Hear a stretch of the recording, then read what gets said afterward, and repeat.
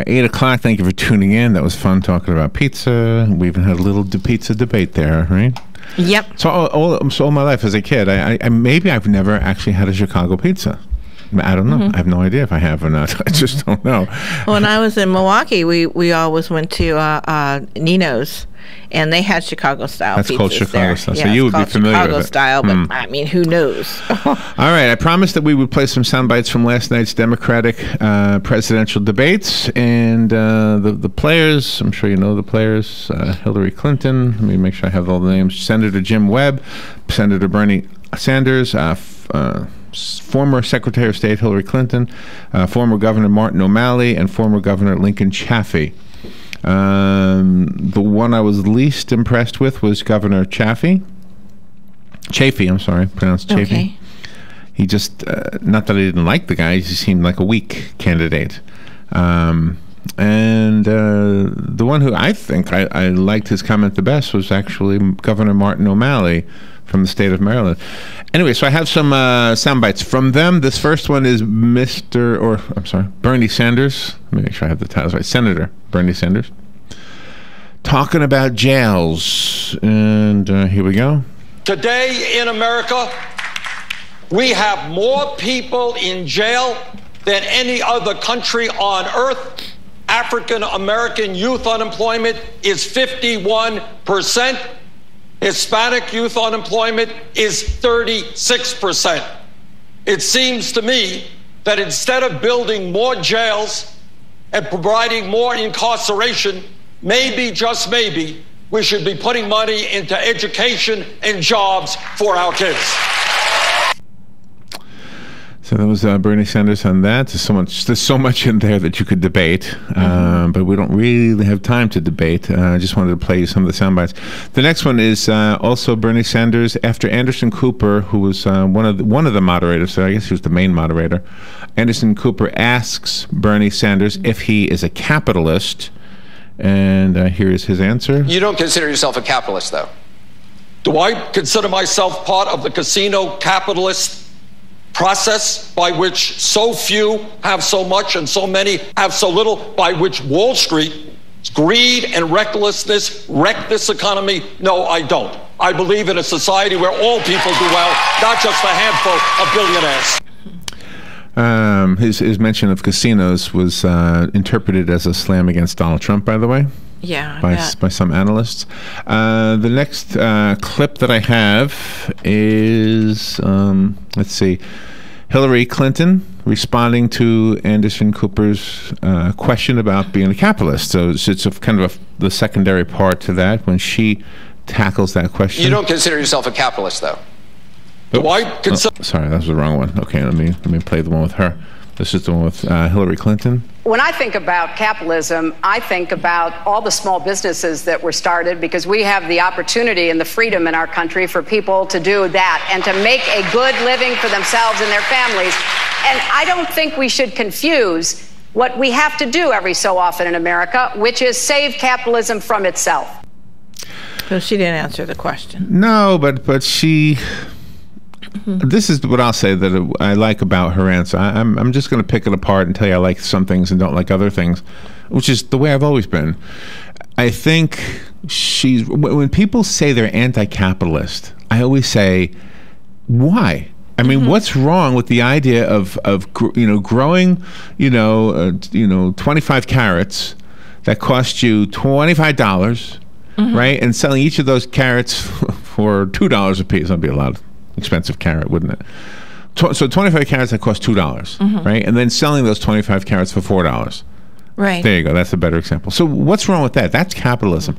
But on the other hand, she is saying, save capitalism from itself because sometimes it does go overboard. Sometimes you do have pharmaceutical companies that take the cost of a pill and raise it by 4,000%. Yes. Knowing that there's a need for it. And the supply and demand law, yeah, it makes sense, but at the cost of people's health, at the cost of people's paychecks, So in a way, I can understand that whole argument.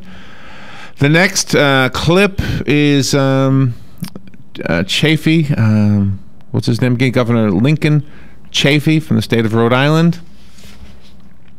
He's defending changing his party a few times. I can't remember how many times he changed his party, but here he is. Governor Chafee, you've been everything but a socialist. When you were senator from Rhode Island, you were a Republican. When you were elected governor, you were an independent. You've only been a Democrat for a little more than 2 years. Why should Democratic voters trust you won't change again? Anderson, you're looking at a block of granite when it comes to the issues. It seems like pretty soft granite, though. I mean, you've been a Republican, you've been an independent. Did you hear what I Democrat. said on the issues? I have not changed on the issues. He voted in a way that he wouldn't have voted when he first took office, and they were picking on that as well. And he said it was because he had just been thrown into the position. His father had just died, and yet he voted in a way he wouldn't have voted. And it's kind of a weird answer there. It is. So he was, to me, the weakest of the candidates that were up there.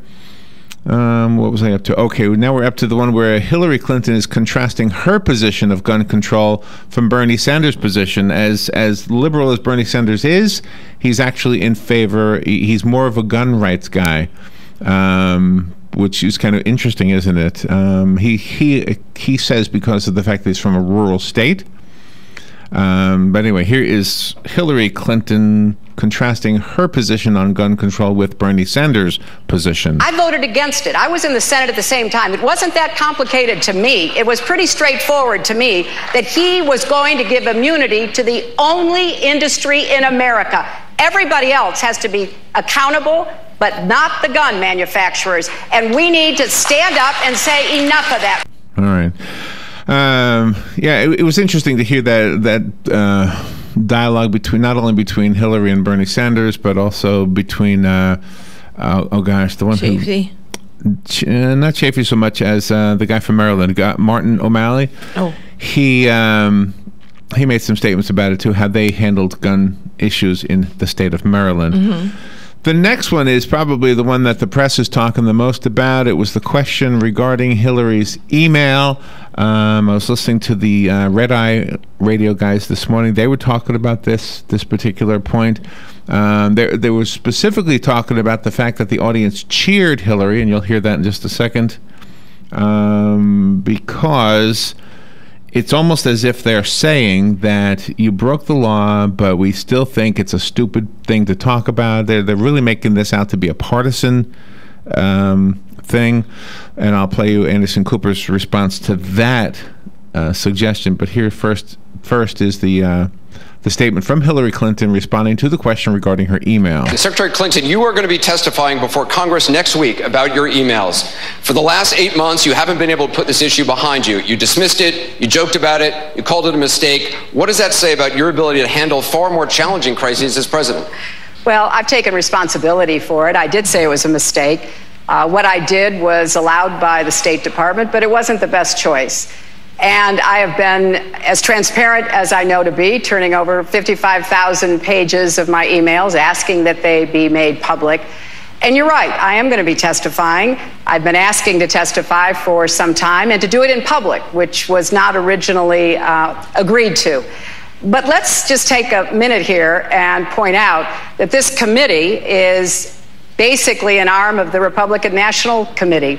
It is a partisan vehicle, as admitted by the House Republican Majority Leader, Mr. McCarthy, to drive down my poll numbers. Big surprise. And that's what they have attempted to do. So Anderson Cooper wasn't exactly going along with the idea that it was a partisan issue, and here's how he responded to that. Isn't it a little bit hard for you to call this just a partisan issue? There's an FBI investigation, and President Obama himself just 2 days ago said this is a legitimate issue. Well, I never said it wasn't legitimate. I said that I have answered all the questions, and I will certainly be doing so again before this committee, but I think it would be really unfair not to look at the entire picture. This committee has spent $4.5 million of taxpayer money, and they said that they were trying to figure out what we could do better to protect our diplomats so that something like Benghazi wouldn't happen again. There were already 7 committee reports about what to do. So I think it's pretty clear what their obvious goal is, but I'll be there. I'll answer their questions. But tonight, I want to talk not about my emails, but about what the American people want from the next president of the United States. Let me say this. Yeah, she overrode her time. Well, a lot of them did that. Yeah. So anyway, we don't have enough time to play all the bites, I don't think. But I almost said Colonel Sanders. Bernie Sanders actually defended Hillary. They shook hands. He said that America is tired of hearing about these damn emails. Well, no, we want to get to the bottom of it.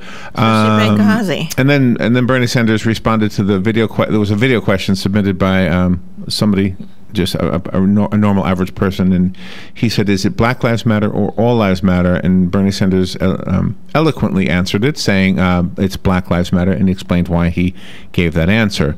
Oh, I'm sure you'll hear Glenn back later on, and this guy's talking about that, so I won't do that.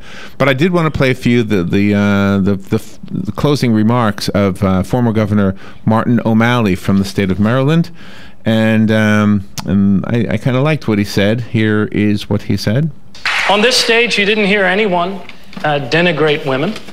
You didn't hear anyone make racist comments about new American immigrants. You didn't hear anyone speak ill of another American because of their religious belief. What you heard instead on this stage tonight was an honest search for the answers that'll move our country forward, to move us to a 100% clean electric energy grid by 2050, to take the actions that we have always taken as Americans so that we can actually attack injustice in our country, employ more of our people, rebuild our cities and towns, educate our children at higher and better levels, and include more of our people in the economic, social, and political life of our country. I truly believe that we are standing on the threshold of a new era of American progress. Unless you become discouraged about our gridlock in Congress, talk to our young people under 30, because you'll never find among them people that want to bash immigrants or people that want to deny rights to gay couples. That tells me we are moving to a more connected, generous, and compassionate place. And we need to speak to the goodness within our country. Something we've said as well, Robin. All right, we'll take a little break. We'll be right back. This is WOCA. Broadcasting from the Paddock Mall Studios, this is WOCA, Ocala.